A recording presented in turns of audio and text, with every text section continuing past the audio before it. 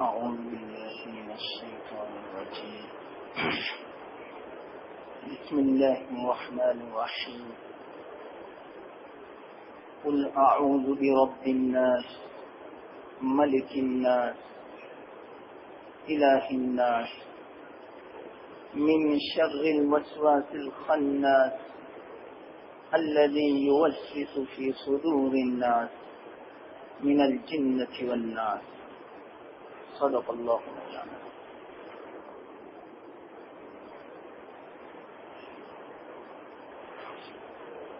محترم دوستو، بزرگوں،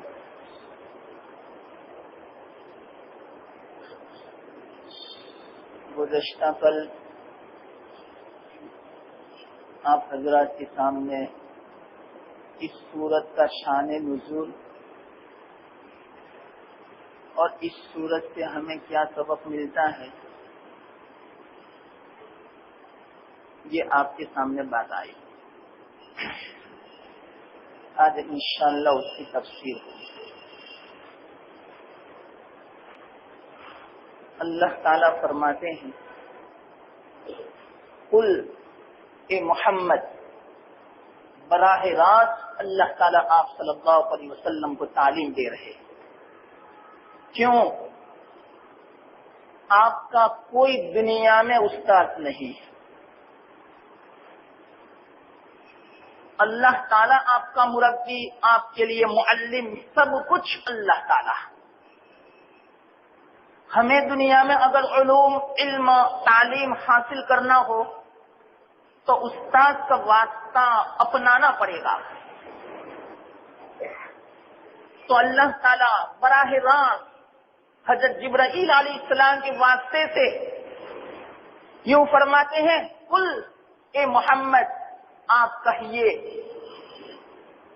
اعوذ برب الناس، میں پناہ مانگتا ہوں۔ اعوذ، میں اللہ کی حفاظت میں آنا چاہتا ہوں۔ پناہ مانگنے کا مطلب جس طرح کوئی دشمن ہو تو دشمن سے بچاؤ کرنا ہو، دشمن سے اگر ہمیں حفاظت مطلوب ہو تو مضبوط قلعے کے اندر ہم آ جاتے ہیں۔ وہ قلعے میں نہیں آ سکتا، باہر ہی رہے گا وہ دشمن اپنے ہتھیاروں کے ساتھ۔ جب تک وہ آدمی باہر نہیں نکلے گا وہاں تک دشمن کا قابو پانا بڑا مشکل ہے۔ تو اسی طرح یاد رکھنا، شیطان بہت ہی بڑا دشمن ہے، اس سے بچنے کے لیے مضبوط قلعہ چاہیے۔ جتنا مضبوط دشمن تو اتنا مضبوط قلعہ ہونا چاہیے۔ تو شیطان بہت ہی بڑا دشمن قوی ہے، اس بنا پر اس کے لیے سب سے مضبوط اگر کوئی قلعہ ہے تو اللہ تعالیٰ کا قلعہ، اللہ تعالیٰ کی حفاظت، اللہ تعالیٰ کی پناہ میں جو آ جاوے گا تو یوں سمجھو کہ وہ مضبوط قلعے میں آ گیا۔ اس بنا پر اللہ فرماتے ہیں اے محمد کہو میں پناہ چاہتا ہوں۔ اب جب یہ سورت آپ پڑھیں تو ان معانی کا استحضار اور تصور کے ساتھ پڑھنا تو اس کا اثر بہت ہی زیادہ ہوگا۔ ایک تو آپ ایسے ہی پڑھیں قل اعوذ برب الناس، اتنا اثر نہیں ہوگا جتنا تم استحضار کے ساتھ، یقین کے ساتھ اور اللہ تعالیٰ کو یہ سمجھ کے کہ اللہ تعالیٰ میری حفاظت فرماتا ہے، اس تصور کے ساتھ اگر اس کی تم تلاوت کرو گے انشاءاللہ العزیز نہ کسی جنات کی مجال ہے، نہ کسی جادوگر کی مجال ہے، نہ کسی شیطان کی مجال ہے، نہ کسی دنیاوی دشمن کی طاقت ہے کہ آپ کو وہ نقصان پہنچا سکے، نہیں پہنچا سکتا۔ حدیث میں تو یہ تفسیر کا فائدہ ہوگا آپ کو۔ تو یہاں فرماتے ہیں اے محمد آپ کہو میں پناہ میں آنا چاہتا ہوں، میں تیری پناہ چاہتا ہوں. کس کی؟ صرف یوں فرما دے قل اعوذ بک، میں تیری پناہ چاہتا ہوں. نہیں، اللہ فرماتے ہیں برب الناس کہو، یعنی ناس کے پروردگار کی. ناس یعنی لوگوں کا پروردگار. ایک سوال پیدا ہوتا ہے کہ کیا صرف اللہ تعالیٰ انسانوں کا پروردگار ہے؟ صرف لوگوں کا؟ دنیا کا نہیں؟ جانوروں کا، حیوان کا، نباتات کا، آسمانوں کا، سورج و چاند کا، سمندر کا اور دنیا کی جتنی بھی مخلوقات ہیں کیا اس کا پروردگار نہیں، صرف انسانوں کا ہے؟ یہ سوال پیدا ہوتا ہے. تو اس کا جواب سنو. اللہ تعالیٰ تمام مخلوق کا پروردگار ہے، لیکن صرف انسان کو یہاں بیان فرمایا. کیا وجہ اس کی؟ اس بنا پر کہ انسان کے اندر اللہ تعالیٰ کی جتنی نوازشات ہیں، جتنے انعامات ہیں، ایک انسان کی ذات کے اندر اتنی نوازشات، اتنے انعامات دنیا کی کسی مخلوق میں نہیں. بلکہ یاد رکھنا دنیا کی تمام چیزوں کو، پوری کائنات کو اللہ تعالیٰ نے ایک انسان میں جمع فرما دیا. اس لیے انسان بول کے گویا پوری کائنات کو مراد دیا گیا. بھائی انسان میں پوری کائنات کا نمونہ کیسے ہے؟ بالکل مختصر میں کہوں، بڑی تفسیر ہے اس کے اندر. امام غزالی رحمت اللہ علیہ نے اور اسی طرح شاہ عبدالعزیز محدث دہلوی رحمت اللہ علیہ نے، قاری طیب صاحب رحمت اللہ علیہ نے عجیب و غریب اس کی تفصیل بیان فرمائی. صرف اس کی تفصیل بیان کرنے جاوے کہ انسان کیا ہے تو اس کے لیے 1 مہینہ چاہیے. اتنی تفصیل بیان فرمائی علماء نے. لیکن صرف میں مختصر بیان کرتا ہوں تاکہ آپ کو انداز ہو کہ کیسا انسان بنایا اور کیوں صرف انسان کے رب کی پناہ کے بارے میں اللہ تعالیٰ فرماتے ہیں. اللہ تعالیٰ نے انسان کے اندر جتنے بھی دنیا میں کانے ہیں، معادن جو ہے، سونا نکلتا ہے، پانی نکلتا ہے، آگ نکلتی ہے، نہ معلوم کیا کیا چیزیں نکلتی ہیں، ان تمام چیزوں کو اللہ تعالیٰ نے ایک انسان کے اندر جمع فرما دیا. تو گویا اس سے پتا چلا انسان دنیا کے معادن کا بھی نمونہ ہے. اسی طرح دنیا میں ہم نے دیکھا کہ حیوانات ہیں، جانور ہیں، وہ غذا بھی لیتے ہیں، وہ پلتے بھی ہیں، بڑھتے بھی ہیں. تو اسی طرح انسان بھی غذا لیتا ہے، انسان بھی بڑھتا ہے، انسان بھی پلتا ہے. تو گویا اس اعتبار سے انسان یہ نمونہ بنا حیوانات کا اور جانوروں کا. اسی طرح آپ نے دیکھا ہوگا جانور مختلف قسم کے ہوتے ہیں. کوئی جانور کھار کھانے والا ہوتا ہے، کوئی جانور شہوت والا ہوتا ہے. جتنے بھی چوپائے ہیں یہ سب شہوت والے ہیں، کھانے کی شہوت، جمع کی شہوت، بس یہی شہوت ان کے اندر. اور بعض جانور ایسے ہیں جو کھار کھانے والے ہیں، غضب والے ہیں، غصے والے ہیں. تو اللہ تعالیٰ نے انسان کو بھی ایسا بنایا کہ اس کے اندر بھی شہوت رکھی اور اسی طرح انسان کے اندر بھی غضب رکھا کہ یہ بھی گوشت کھاتا ہے، اس کو بھی شہوت کی ضرورت پڑتی ہے. تمام کی تمام چیزوں کو اللہ تعالیٰ نے انسان کے اندر جمع فرما دیا. اسی طرح ہم نے دیکھا کہ دنیا میں آسمان ہے، چاند اور سورج ہے اور آسمان کتنا بلند ہے. یاد رکھنا اللہ تعالیٰ نے انسان کے اندر وہ ارادے، وہ عزم، وہ عزائم عطا فرمائے جو آسمانوں سے بھی بلند ہے. جب انسان نیک بنتا ہے تو اس کا خیال یہ ہوتا ہے کہ میں اللہ کا ہو جاؤں، اللہ میرا ہو جاوے. ساتوں آسمان سے اوپر اس کے خیالات اور اس کے عزائم جاتے ہیں. آسمان تو کچھ بھی نہیں اللہ کی بلندی کے مقابلے میں، تو انسان کے خیالات بھی اتنے بلند ہو جاتے ہیں کہ آسمان تو نیچے رہ جاتا ہے. تو انسان کے عزم و خیالات اور عزائم کے اعتبار سے آسمانوں سے بھی زیادہ بلند ہے. اور انسان جب بگڑتا ہے تو اتنا اسفل سافلین میں پہنچ جاتا ہے تو شیطان بھی دنگ رہ جاتا ہے. تو گویا ساتوں زمین کا نمونہ بھی انسان کے اندر موجود ہے, اور انسان مٹی سے پیدا ہوا تو گویا زمین کا نمونہ بھی ہے انسان میں. اور اسی طرح سب سے بڑی چیز عرش ہے اللہ تعالیٰ کا. عرش یہ اللہ کا تخت ہے اور وہاں اللہ کی کرسی ہے. تو اللہ تعالیٰ نے انسان کو عرش اور کرسی کا بھی نمونہ بنایا کہ اللہ نے انسان کے اندر جو دل بنایا, اس دل میں اللہ تعالیٰ آتے ہیں.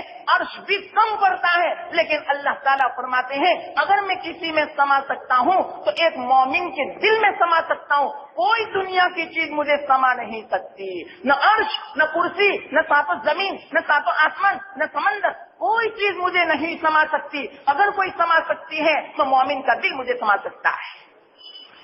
اس سے اندازہ لگاؤ کہ انسان کا دل عرش و کرسی ہے گویا. اور اسی طرح انسان جو خیال کرتا ہے اس کے مطابق کر گزرتا ہے. تو گویا اس اعتبار سے انسان کی مثال ہوئی قلم کی طرح کہ اللہ نے قلم پیدا فرمایا, نون والقلم وما یسطرون, یعنی قلم نے سب کچھ لکھ دیا. تو اسی طرح انسان جب خیال کرتا ہے اس کے مطابق کر گزرتا ہے اللہ کی توفیق اور اللہ کی مدد سے, تو گویا انسان قلم کے بھی مشابہ ہوا.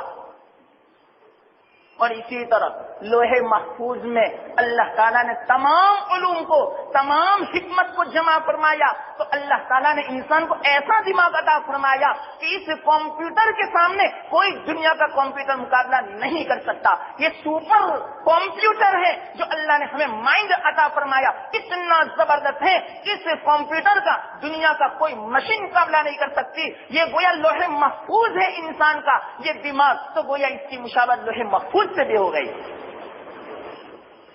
اور سب سے اونچا مرتبہ اللہ تعالیٰ کی ذات کے بعد اگر کوئی مرتبہ ہے تو وہ نبوت کا مرتبہ ہے. تو نبوت جو ملی تو کس کو ملی؟ انسان کو ملی. تو اس سے یوں پتا چلا جتنے بھی چیزیں مخلوقات ہیں دنیا میں ان تمام چیزوں کا نمونہ اللہ تعالیٰ نے انسان کو پیدا فرمایا. اس بنا پر اللہ فرماتے ہیں تم پناہ چاہو انسان کے پروردگار کی. اب تو سمجھ میں آ گئی تفسیر, یہ مطلب اس کا.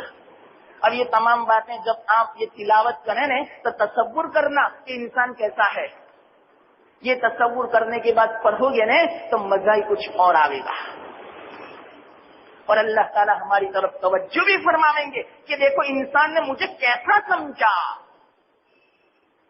پوری مخلوقات کا رب مجھے سمجھا, مربی مجھے سمجھا, تربیت کرنے والا مجھے سمجھا.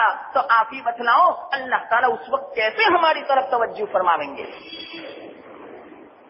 آگے دوسری آیت, قل اعوذ برب الناس ملک الناس, لوگوں کے بادشاہ کی پناہ میں آتا ہوں. کیا مانا؟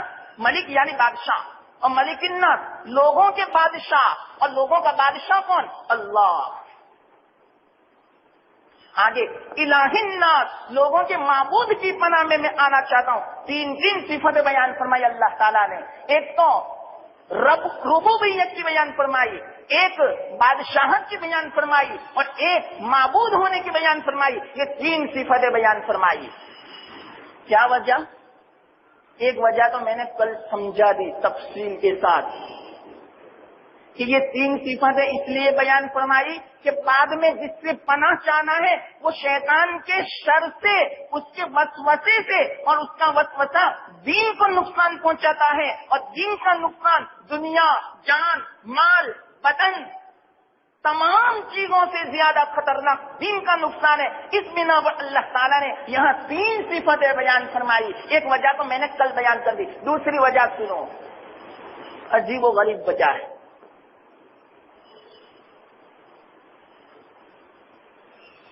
مفسرین فرماتے ہیں اس کی تفسیر کے ماتحت میں کیا فرماتے ہیں کہ سب سے پہلے اللہ تعالیٰ نے فرمایا قل اعوذ برب الناس, انسانوں کے رب کی پناہ. رب کا معنی کیا؟ تربیت کرنا, آہستہ آہستہ کسی چیز کو ترقی دینا, اس کی مصلحتوں کو پیش نظر رکھ کر کسی بھی طرح آہستہ آہستہ اس کو آخری حد تک پہنچا دینا, حد کمال تک پہنچانا, اس کو بولتے ہیں رب. تو اللہ تعالیٰ یوں فرماتے ہیں گویا اس کے ماتحت میں کہ انسان کے اوپر 3 دور گزرتے ہیں. کتنے دور گزرتے ہیں؟ 3 دور. سب سے پہلا دور بچپنے کا. جب بچہ چھوٹا ہوتا ہے تو اپنے والدین ہی کو سب کچھ سمجھتا ہے. کیوں؟ والدین اس کو کھلاتے ہیں، اس کو پلاتے ہیں، اس کی تربیت کرتے ہیں، اس کی ضروریات کو مہیا کرتے ہیں. سب کچھ اس بچے کے لیے والدین ہیں. تو وہ بچہ یوں سمجھتا ہے میرے لیے دنیا میں اگر کوئی ہے تو صرف میرے والدین ہیں. تو اللہ فرماتے ہیں ارے اے بچے، تیرے لیے صرف والدین نہیں، اس والدین کی تربیت کرنے والا بھی میں ہوں، اور ان والدین کے دل میں تیری محبت اور شفقت ڈالنے والا میں ہوں. تو تمہاری طبیعت اگر بچپنے جیسی ہے، بچوں جیسی ہے، تو اس وقت بھی میری ضرورت پڑے گی. کیوں؟ میں ہی صحیح معنوں میں تربیت کرتا ہوں. بات سمجھ میں آئی؟ کتنی زبردست بات ہے. ایک تو یہ زمانہ انسان کے اوپر گزرتا ہے بچپنے کا، کہ بچپنے میں صرف والدین ہی کو سب کچھ سمجھتا ہے. تو اللہ فرماتے ہیں تم صرف اپنے والدین کو مت سمجھو سب کچھ، بلکہ تربیت کرنے والا تو میں ہوں، مجھے سمجھو رب. اس کی طرف اشارہ کرنے کے لیے سب سے پہلے اللہ تعالیٰ نے بیان فرمایا قل اعوذ برب الناس. پھر انسان کا دوسرا زمانہ نوجوانی کا ہوتا ہے. بچپنے سے گزر جاتا ہے اور نوجوانی میں داخل ہوتا ہے. جب بچہ نوجوان ہوتا ہے تو تھوڑی عقل اور تھوڑی سمجھ بوجھ آنے لگتی ہے. اور وہ کیا سمجھتا ہے؟ میں تو آج تک چھوٹا تھا یہ سمجھتا تھا کہ میرے والدین ہی سب کچھ ہے. لیکن جب بڑا ہوا تو اس کو پتا چلا کہ میرے والدین بھی تو کسی کے محتاج ہیں. میرے والدین تو صرف گھر تک کا معاملہ ہے، باہر میں تو حکومت کا معاملہ ہے. حکومت کے ماتحت میں چلنا پڑتا ہے. اپنی منمانی نہیں کر سکتا گھر کے باہر، بلکہ اس کا جو بادشاہ ہوگا حکومت کا، اس کے قوانین کے ماتحت میں اس کو سب کچھ کرنا پڑتا ہے. تو جب نوجوان ہوتا ہے تو اس کے دل میں والدین سے بڑھ کر بادشاہ کی عظمت دل میں آتی ہے. تم نے جب بادشاہ کو بڑا سمجھا تو اللہ فرماتے یہ دنیا کا بادشاہ صحیح نہیں، صحیح معنوں میں بادشاہ تو میں ہوں. اس کی طرف اشارہ کرنے کے لیے فرمایا ملک الناس، کہ نوجوانی میں تمہیں جس طرح بادشاہ کی ضرورت پڑتی ہے تو نوجوانی کے عالم میں بھی یہ تمہارا دنیا کا بادشاہ، یہ تو حقیقی بادشاہ نہیں بلکہ پوری دنیا کا نظام چلانے والا میں ہوں. حقیقی بادشاہ تو میں ہوں. تم میری پناہ چاہو. اس بنا پر دوسرے نمبر پر فرمایا ملک الناس. انسان کے اوپر تیسرا زمانہ آتا ہے بڑھاپے کا. جب عقل اور زیادہ بڑھ جاتی ہے تو انسان سمجھتا ہے کہ بعض چیزوں میں بادشاہ بھی کچھ نہیں کر سکتا. مثال کے طور پر سردی گرمی لانا ہو، بارش کو برسانا ہو، ارے حکومت کو وہ لے کر بیٹھ گیا، لیکن حکومت کی زمین میں اگر کوئی کچھ اگانا ہو تو بادشاہ کی قدرت میں نہیں ہے. بارش برسانا ہو اس کی قدرت میں نہیں، ہوا کا چلنا ہے اس کی قدرت میں نہیں، رات اور دن کو لانا اس کی قدرت میں نہیں، اور اسی طرح زلزلوں کو روکنا اس کی قدرت میں نہیں. یہ تمام کی تمام چیزیں کسی اور کی قدرت میں ہے. یعنی جب بوڑھا ہو جاتا ہے اس کی عقل اور آگے بڑھ جاتی ہے تو پھر بعد میں وہ سوچتا ہے کہ بادشاہ بھی تو ہماری طرح محتاج ہے، بادشاہ بھی تو اپنی مرادیں کسی اور ذات سے مانگتا ہے. اور وہ کون سی ذات؟ اسی کو فرماتے الہ الناس، لوگوں کا معبود. تو اللہ یوں فرماتے ہیں کہ بادشاہ کو بھی کسی اور کی ضرورت ہے. اور وہ کون سی ذات؟ وہ الہ کی ذات. تو سن لو وہ الہ میں ہی ہوں. اب تک سمجھ میں آئی؟ چلو یہ تصور کر کے ہم تلاوت کریں تو مزہ آئے کہ نہیں؟ اطمینان کے ساتھ آدمی تلاوت کرے اور اتنا ثواب ملے، اتنا ثواب ملے کل قیامت کے دن پتا چلے. اور نماز میں اگر اس کا تصور کر کے جو کوئی تلاوت کرے اس کا ثواب کا اندازہ کوئی آدمی دنیا میں کر ہی نہیں سکتا. تو کتنا فائدہ ہوگا آپ کو یہ تھوڑی دیر جو بیٹھتے ہیں، یہی صورتیں ہم نماز میں پڑھتے ہیں. اچھا اب سننا، ایک بات عجیب بات بیان فرماتے ہیں علماء. ہم نے سورہ فاتحہ کی تفسیر کر دی. قرآن کی سب سے پہلی سورت کون سی؟ سورہ فاتحہ. اور سب سے آخری سورت کون سی؟ یہ سورہ ناس. تو دونوں میں مناسبت تو دیکھو. دونوں میں کتنا جوڑ ہے، دونوں میں کتنا کنیکشن ہے، دونوں میں کتنا ربط ہے، وہ دیکھنے جیسا ہے کہ سورہ فاتحہ میں اللہ نے سب سے پہلے فرمایا الحمدللہ رب العالمین، تو سب سے پہلے رب کی صفت بیان فرمائی، تو سورہ ناس میں بھی سب سے پہلے رب کی صفت بیان فرمائی۔ دوسرے نمبر پر الرحمن الرحیم تو رب میں آ گیا، دوسرے نمبر پر مالک یوم الدین یعنی بادشاہ کی صفت، تو یہاں دوسرے نمبر پر مالک یعنی یہ بھی بادشاہ کے معنی میں ہے، تو اس کو دوسرے نمبر کو بیان فرمایا، اور وہاں پر تیسرے نمبر پر فرمایا ایاک نعبد، تیری ہی عبادت کرتے ہیں، اور عبادت کس کی ہوتی ہے؟ الہ کی ہوتی ہے، معبود کی ہوتی ہے، تو تیسرے نمبر پر سورہ ناس میں اللہ نے فرمایا الہ الناس۔ یہ ہے مناسبت، بات سمجھ میں آتی ہے؟ اب دیکھو میں نے سورہ فاتحہ میں کیا کہا تھا، وہ تینوں صفتیں جب بیان کر دی گئی تو انسان کے اندر ایک محبت کا جذبہ اٹھتا ہے، اور محبت کے جذبے کے بعد دیدار کا شوق پیدا ہوتا ہے۔ تو اسی طرح یاد رکھنا یہاں تین صفتیں بیان فرمائی، تو ان تین صفتوں کو بیان کرنے کے بعد انسان کے دل میں محبت پیدا ہوتی ہے، اور یاد رکھنا جس سے محبت ہوتی ہے وہ اس کا محبوب ہوتا ہے، اور محبوب کے پاس آنے سے انسان کو سکون ملتا ہے، اور محبوب سے دور ہونے میں انسان کو بے چینی ہوتی ہے۔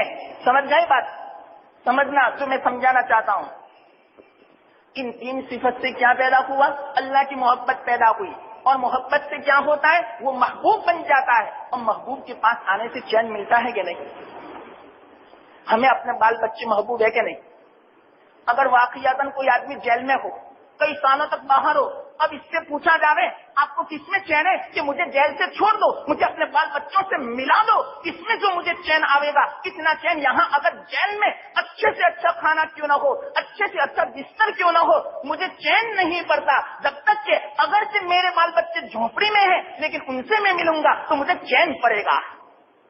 اس سے یوں پتا چلتا ہے کہ محبوب کے پاس آنے سے چین ملتا ہے، تو اللہ نے تین صفتیں بیان فرمائی، تو اس سے وہ محبوب بن گیا، تو محبوب جب بن گیا تو اللہ کے پاس آنے سے چین ملتا ہے، اور اللہ سے دور ہونے میں بے چینی ہوتی ہے۔ جب تین صفتیں بیان فرمائی تو شیطان انسان کو محبوب سے دور کرنا چاہتا ہے تاکہ وہ بے چین ہو جائے، تو اللہ نے یوں فرمایا کہ تین صفت بیان کرنے کے بعد کہیں شیطان تمہیں مجھ سے دور نہ کر دے، اس لیے تین صفت بیان کرنے کے بعد کہو من شر الوسواس الخناس۔ کچھ سمجھ میں آتا ہے؟ شیطان تمہیں دور نہ کر دے مجھ سے۔ ان تین صفت سے کیا پتا چلا؟ محبت کا پتا چلا، اللہ کی معرفت کا پتا چلا۔ مالک بن دینار رحمت اللہ علیہ عجیب غریب بات بیان فرماتے ہیں کہ انسان لوگ سب سے زیادہ مزے کی چیز کا فائدہ اٹھائے بغیر دنیا سے چل بستے ہیں۔ مجھے بڑا افسوس ہے لوگوں پر۔ کون فرماتے؟ مالک بن دینار رحمت اللہ علیہ۔ مجھے لوگوں پر بہت افسوس ہے۔ کس بات پر؟ کہ سب سے زیادہ لذت کی جو چیز ہے اس چیز سے تو انسان نے دنیا میں فائدہ ہی نہیں اٹھایا۔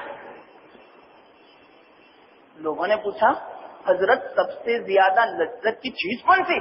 تو کہا اللہ کی معرفت، اللہ کی محبت، اللہ کی ذات کا ہونے کا یقین۔ واقعتاً صحیح کہتا ہوں، جب یہ چیز آ جاوے گی تب پتا چلے گا کہ اس میں جو مزہ ہے وہ دنیا کی کسی چیز میں مزہ نہیں ہے۔ سب پھیکا لگے گا، بیوی کا مزہ بھی پھیکا لگے گا، بچوں کا مزہ بھی پھیکا لگے گا، پھر بعد میں وہ تمنا کرے گا یا اللہ تیری معرفت جب آ چکی اب تو مجھے اپنے دیدار سے مالا مال کر دے۔ بال بچوں کو بھی بھول جاوے گا، حوروں کو بھی بھول جاوے گا، جنت کو بھی بھول جاوے گا، تمام چیزوں کو بھول جاوے گا۔ کب؟ جبکہ اللہ کی معرفت آ جائے گی، اللہ کی محبت آ جائے گی۔ لیکن یاد رکھنا اللہ کی محبت اللہ کی معرفت کے بیچ میں رکھنا ڈالنے والا، حائل ہونے والا، بیچ میں مانے بننے والا وہ شیطان ہے۔ اس لیے اللہ نے فرمایا اے بندو مجھے معلوم ہے میری محبت، میری معرفت کہ بیچ میں کوئی حائل ہونے والا ہے. کیوں؟ اس لیے کہ شیطان نے قسم کھائی تھی یا اللہ میں تیرے بندوں کو تجھ سے دور رکھوں گا. تو اے میرے بندو کوئی فکر کی بات نہیں, تم کہہ دو ان تینوں صفتوں کی پناہ میں آنے کے بعد کہ من شر الوسواس الخناس. کیا مطلب اس کا؟ میں پناہ چاہتا ہوں کس چیز سے؟ وسوسہ ڈالنے والا. وسواس کا معنی وسوسہ ڈالنے والے کے شر سے. اور وہ کون ہے وسوسہ ڈالنے والا؟ خناس. یہ اس کا نام ہے خناس. خناس بولتے ہیں چھپنے والا, کیونکہ یہ شیطان جو دشمن ہے وہ چھپا ہوا دشمن ہے. ظاہری دشمن ہو اس کا مقابلہ تو آسان ہے کہ ہم کشتی بھی لڑ لیں گے, اور اسی طرح اس کو شدھ بھی کر سکتے ہیں, قتل بھی کر سکتے ہیں, لیکن یہ دشمن تو ظاہر نہیں آتا, وہ تو چھپا ہوا ہے. اس بنا پر خناس فرمایا. اور ایک معنی خناس کا ہٹنے والا, کہ بار بار وسوسہ ڈالتا ہے, اپنی سونڈ مارتا ہے قلب کے اوپر, حدیث میں ہے, اور پھر بعد میں ہٹ جاتا ہے. جیسے ہی وہ بندہ ذکر میں مبتلا ہوتا ہے فوراً وہ شیطان پیچھے ہٹ جاتا ہے. اس بنا پر اس کا نام رکھا خناس. تو اس کے وسوسے کے شر سے تیری پناہ میں ہم آتے ہیں یا اللہ. کتنا خطرناک اس کا وسوسہ ہے کہ اللہ سے آدمی کو دور کر دیتا ہے. خناس کی صورت کیا ہے؟ حدیث میں ہے ایک مرتبہ حضرت عیسیٰ علیہ السلام نے اللہ تعالیٰ سے درخواست کی, یا اللہ خناس کی صورت مجھے دکھا دو ظاہر میں, کہ میرے دل میں جو خناس بیٹھا ہوا ہے وہ خناس کیسا ہے, اس کی صورت تو مجھے دکھا دو. یہ سوال کیا حدیث میں. تو اللہ تعالیٰ نے حضرت عیسیٰ علیہ السلام کے سامنے خناس کی صورت دکھائی.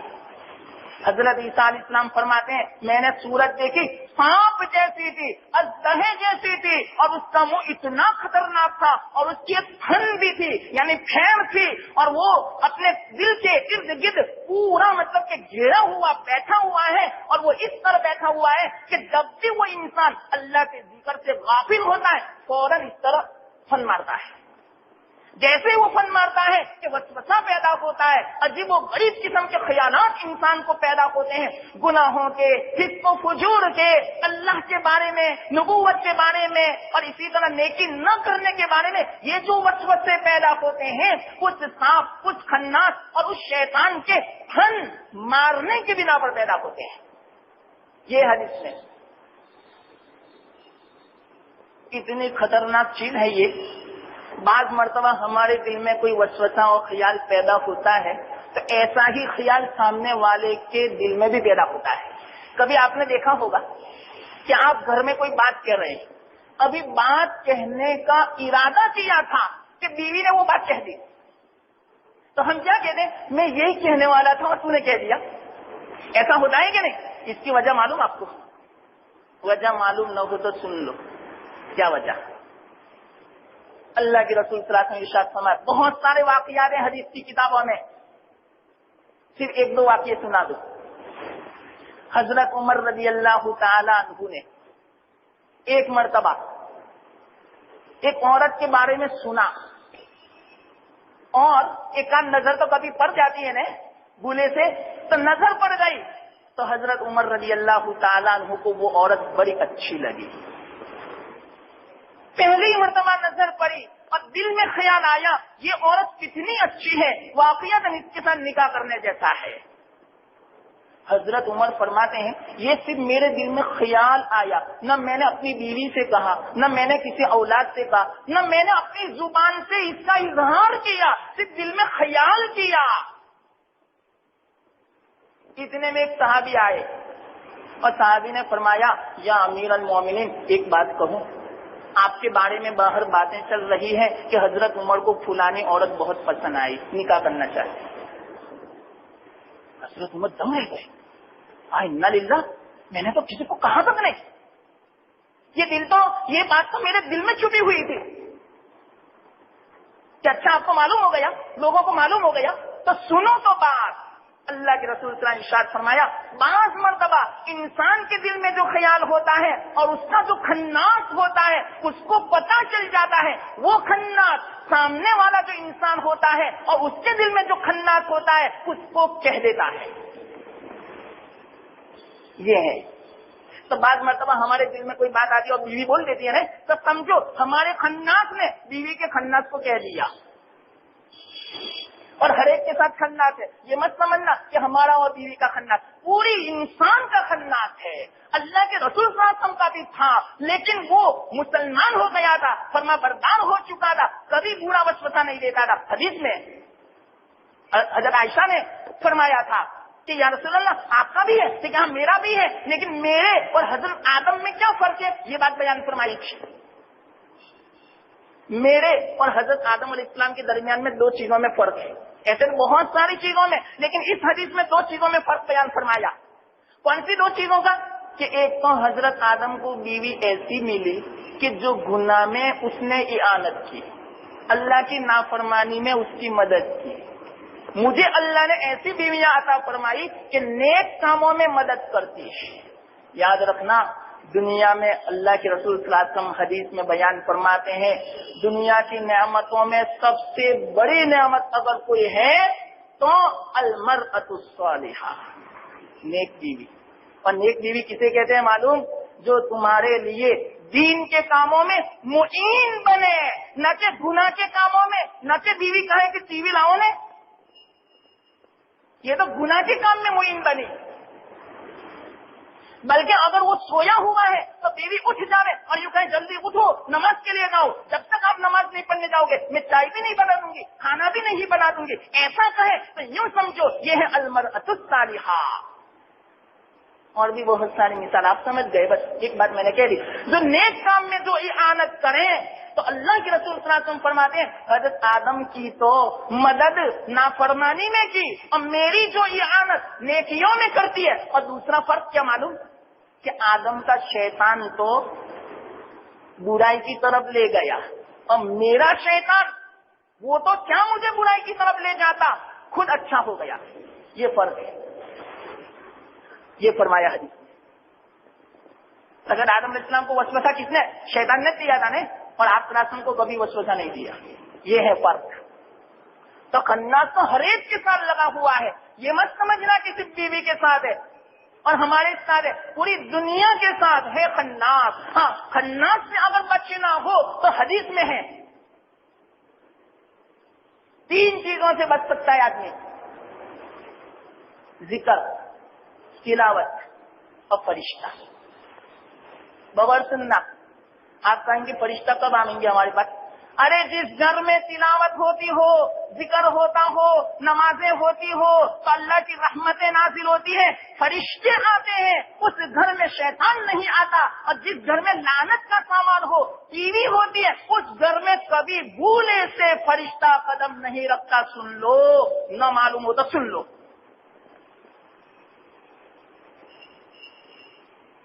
لاکھ اللہ والے اس گھر میں نماز پڑھیں، دعا کریں، لیکن یاد رکھنا ٹی وی ہوگی، فرشتہ وہاں نہیں آئے گا. حدیث میں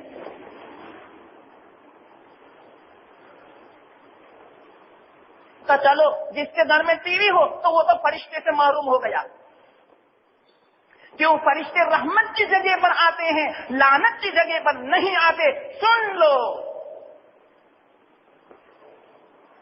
بعضوں نے کہا کہ ہم اتنی نماز پڑھتے ہیں، اتنی تلاوت، کتاب میں یہ واقعہ لکھا ہے. کسی نے بزرگ سے سوال کیا، لیکن معلوم نہیں اللہ کے رسول صلی اللہ علیہ وسلم یہ مطلب کہ فضیلتیں بیان فرمائی، یہ وعدے بیان فرمائے کہ رحمت کے فرشتے آتے ہیں اور جس جگہ پر رحمت کے فرشتے آتے ہیں وہاں کوئی وبا، کوئی مصیبت نہیں آتی. لیکن ہاں آتے ہیں، لیکن گھر کی چھت پر سے واپس چلے جاتے ہیں. کیوں؟ اس گھر میں لعنت کا سبب ہے، اس لیے رحمت کا فرشتہ نہیں آتا. یہ جواب دیا، کتاب میں لکھا ہے فتویٰ.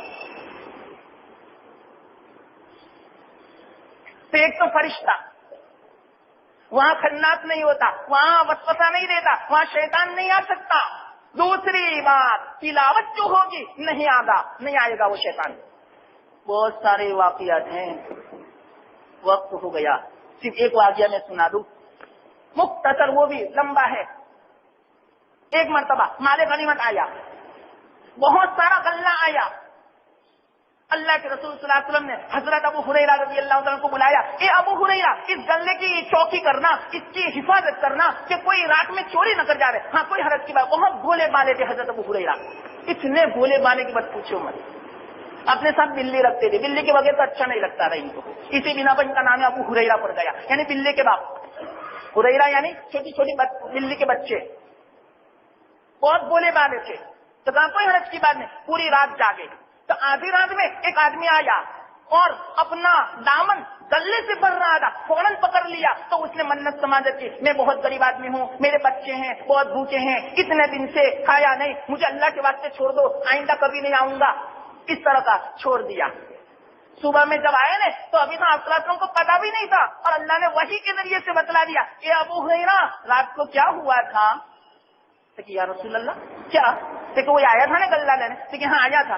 تو کیا اس نے کہا تھا کہ مجھے لینے دو نہیں؟ تو کہ اچھا کوئی حرج کی بات نہیں، سنو آج پھر آئے گا. آپ صلی اللہ علیہ وسلم نے پوری بات نہیں بتلائی، آج پھر آئے گا. تو آج رات کو جب ابو ہریرہ نے فرمایا، اللہ کے رسول نے فرما دی 100% وہ آئے گا. پوری رات جاگتے رہے تو وہی آیا اور کہا، ایک دم سے پکڑ لیا کہ تو نے کل نہ کہا تھا نہیں آؤں گا. کہ مجھے معاف فرمائے، بہت پریشان ہوں، مجبوراً مجھے آنا پڑا، بہت قسمیں کھائی، کسی بھی طرح مجھے چھوڑ دو. تو چھوڑ دیا. کہ دیکھو آئندہ مت آنا. ہاں کہ کیا نہیں آؤں گا.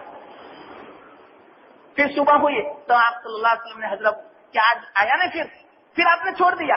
کہ ہاں یا رسول اللہ، اس نے قسمیں کھائی، یہ کہا وہ کہا، اس لیے مجھے مجبوراً چھوڑنا پڑا. کہ آج پھر آئے گا. تیسری رات ہوئی پھر آیا. اب تو پکڑا، ایسا پکڑا کہ چھوڑا ہی نہیں. تو منت سماجت رو رہا تھا. کہا اب میں کبھی نہیں آؤں گا. نہیں کبھی میں نہیں چھوڑ سکتا. تو اس نے یوں کہا، ایک تدبیر میں آپ کو بتلاتا ہوں، پہلے وعدہ کرو کہ آپ مجھے چھوڑ دو گے. تو یہاں میں وعدہ کرتا ہوں آپ مجھے، میں چھوڑ دوں گا. وہ ایسی تدبیر ہے جو اس پر عمل کر لیتا ہے وہاں میں آ ہی نہیں سکتا، وہاں میں قدم رکھ ہی نہیں سکتا. تو کہا وہ کون سی؟ کہ آیت الکرسی آپ کو یاد ہے؟ کہ ہاں یاد ہے نا. عشاء کے بعد آیت الکرسی پڑھ کے دم کر دینا اس سامان پر. میری تو کیا، میری پوری ضروریت بھی اس غلے کے پاس، اور جس سامان اور جس مال کے اوپر آیت الکرسی اگر دم کر کے پڑھ دی جاوے تو کسی کی مجال نہیں کہ وہاں کوئی شیطان یا کوئی آ سکے. کیا اچھا؟ کہ ہاں بالکل، آئندہ کل ایسا کرنا، عشاء کے بعد پڑھ کے سو جانا، پوری رات کہاں جاگتے رہو گے تم. تو کیا اچھا کوئی حرج نہیں. صبح ہوئی، اللہ کے رسول صلی اللہ علیہ وسلم، اے ابو ہریرہ کیا ہوا رات کو؟ کہ ایسا ہوا. تو اس نے کیا کہا بتلاؤ تو. کہ اس نے یہ کہا کہ دیکھو اب حضرت ابو ہریرہ کو فرمایا، وہ جو تھا نے اس نے بات تو سچی کہی لیکن وہ خود جھوٹا ہے. کہ وہ کون یا رسول اللہ؟ کہ وہ شیطان تھا، 3 دن سے آپ کے پاس آ رہا تھا. حدیث میں تو اس سے یوں پتا چلا تلاوت سے بھی شیطان بھاگتا ہے. تو یہ آیت الکرسی کا یہ فائدہ، یہ تینوں سورتوں کا کتنا فائدہ، کلام مجید کی تلاوت کا کتنا فائدہ، اور ذکر سے بھی شیطان دور بھاگتا ہے. یہ تو حدیث میں، جیسے کہ میں نے ابھی حضرت عیسیٰ علیہ السلام کا واقعہ سنایا. تو یہ مختصر تفسیر ہوئی، ابھی آگے اور باقی ہے. من شر الوسواس الخناس الذی یوسوس فی صدور الناس، جو لوگوں کے دلوں میں وسوسہ دیتا ہے. وہ کس میں سے؟ من الجنۃ والناس، جنات میں سے اور ناس میں سے. اللہ تعالیٰ نے جو کچھ کہنے کی توفیق عطا فرمائے قبول فرماوے اور عمل کرنے کی توفیق عطا فرمائے. وآخر دعوانا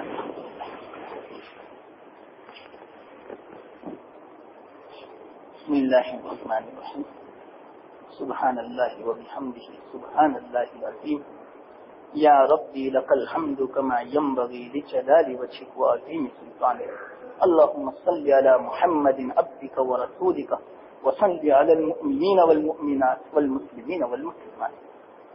یا اللہ، یا ارحم الراحمین، یا حی یا قیوم، ہماری مغفرت فرما دے.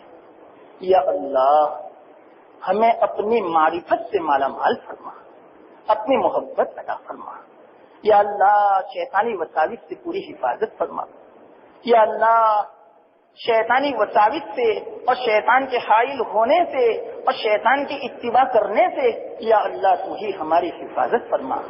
یا اللہ، اپنے رحم و کرم کا فضل کا معاملہ فرما. یا اللہ، ہمارے گھروں میں، ہمارے اوپر، ہماری دکانوں پر، یا اللہ ہمارے اموال پر اپنی رحمت کو نازل فرما. یا اللہ، جو لعنت کا سامان ہو، تیری رحمت یا اللہ نہ آتی ہو، ایسے اسباب سے ہماری حفاظت فرما.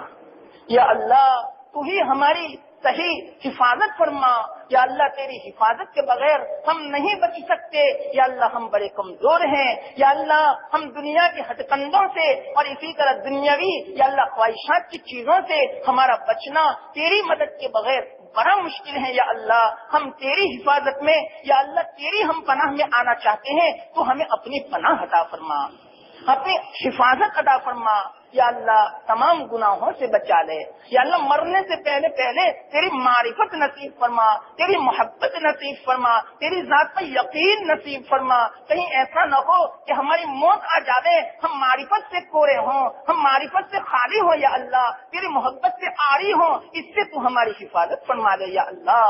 یا اللہ، ایک مرتبہ تیری محبت کا مزہ چکھا دے، پھر ہم اس محبت کا ہمیں عاشق بنا دے یا اللہ، ایک مرتبہ ہمیں تقوی کا مزہ چکھا دے، پھر اس تقوی کا ہمیں عاشق بنا دے، ایک مرتبہ تیرے حبیب کی سنتوں کا مزہ چکھا دے، پھر سنتوں کا عاشق بنا دے یا اللہ، تیرے حبیب کا عاشق بنا دے یا اللہ، تیری ذات کا ہمیں عاشق بنا دے یا اللہ، تو ہی صحیح توفیق عطا فرما، ہمیں علم عطا فرما یا اللہ۔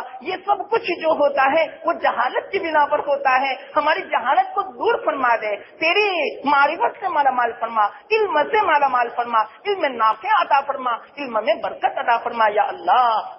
ہمارے ان ایام کی قدر کی توفیق عطا فرما یا اللہ، ان ایام کو صحیح سالم گزارنے کی توفیق عطا فرما، قدر کی توفیق عطا فرما، شکر ادا کرنے کی توفیق عطا فرما، ناقدری و ناشکری سے بچا لے یا اللہ، شیطانی وساوس سے بچا لے، شیطانی کاموں سے بچا لے، گناہوں معاصی سے بچا لے، تیری نافرمانی والے اعمال سے بچا لے، تیری رضامندی والے اعمال کی توفیق عطا فرما یا اللہ۔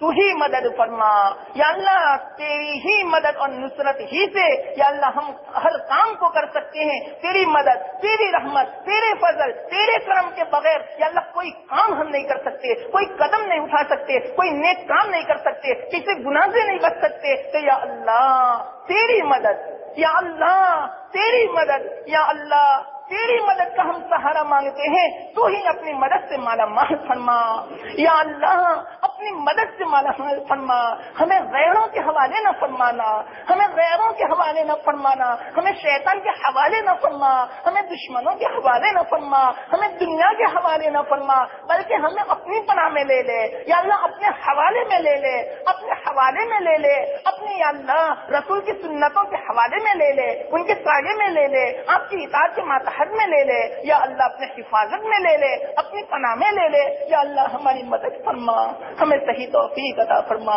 صحیح ہدایت عطا فرما، صحیح سمجھ عطا فرما، ہماری تمام دعاؤں کو قبول فرما، بغیر مانگے عطا فرما، ہماری دنیا بھی بنا دے، آخرت بھی بنا دے، ہماری تمام پریشانیوں کو دور فرما دے، مشکلات کو آسان فرما دے یا اللہ۔ ربنا تقبل منا انك انت السميع العليم وتب علينا انك انت التواب الرحيم، وصلى الله تعالى على خير خلقه محمد وعلى آله وأصحابه أجمعين وسلم تسليما برحمتك يا الله۔